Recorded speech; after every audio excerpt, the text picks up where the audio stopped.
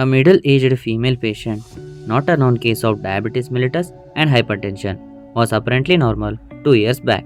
Gradually started pain in the lower lumbar region, radiating to right lower limb, which is associated with tingling sensation and unable to sit.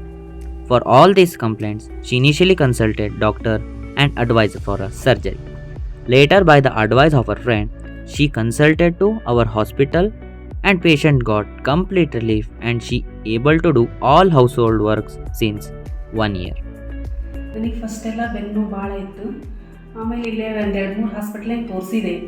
ಆಮೇಲೆ MRI scan ಹೇಳಿದರು. MRI ಸ್ಕ್ಯಾನ್ಯಾಗ disc problem ಐತೆ ಅಂತ ಹೇಳಿದ್ರು. Operation ಅಂತಲೇ ಹೇಳಿದ್ರು MRI ಸ್ಕ್ಯಾನ್ಯಾಗ. ಅದಾದಮೇಲೆ ನಮ್ಮ friend ಒಬ್ಬರು ಶಾಂಕರೇಶ್ವರ ಕಾಲೇಜ್ನಾಗ ಸಿದ್ದನಗೌಡ ಸರ್ ಅಂತೇಳಿ ಟ್ರೀಟ್ಮೆಂಟ್ ತೊಗೊರಿ ಕಡಿಮೆ ಆಕೈತಿ ಅಂತಂದರು.